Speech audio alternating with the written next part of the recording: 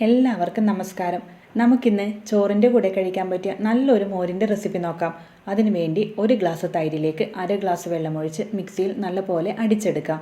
ഇനി കുറച്ച് മല്ലിയിലയും ഒരു കഷ്ണം ഇഞ്ചിയും ഒരു പച്ചമുളകും കുറച്ച് കറിവേപ്പിലയും ചേർത്ത് നമുക്ക് നല്ലപോലെ ഒന്ന് ചതച്ചെടുക്കാം. ഈ മുളകിന് അത്യാവശ്യം നല്ല എരിവുണ്ട്, അതുകൊണ്ട് ഒന്ന് മാത്രമേ എടുത്തിട്ടുള്ളൂ. നമ്മുടെ എരിവിനനുസരിച്ച് നമുക്ക് മുളകെടുക്കാം.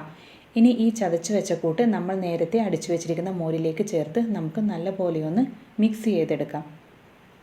ഇനി നമുക്ക് അതിലേക്ക് ആവശ്യമായ ഉപ്പ് കൂടി ചേർത്ത് കൊടുക്കാം. ഇനി കുറച്ചധികം മല്ലിയിലയും കുറച്ച് കറിവേപ്പിലയും നമുക്ക് പൊടിയായി അരിഞ്ഞത് കൂടി ചേർത്ത് കൊടുക്കാം. ഇനി നമ്മൾ ഇതിലേക്കൊരു വറവിടുന്നുണ്ട്. അതിനുവേണ്ടി സൺഫ്ലവർ ഓയിലിൽ കുറച്ച് കടുകും വറ്റൽമുളകും കറിവേപ്പിലയും കൂടി മൂപ്പിച്ച് നമുക്ക് ചേർത്ത് കൊടുക്കാം. ഈ വറവ് നമ്മുടെ മോരിലേക്ക് ചേർക്കുമ്പോൾ നല്ല സ്വാദുള്ളതായി മാറുന്നു. എല്ലാവരും തീർച്ചയായും ട്രൈ ചെയ്ത് നോക്കണം. എല്ലാവർക്കും തീർച്ചയായും ഇഷ്ടമാവും. നന്ദി.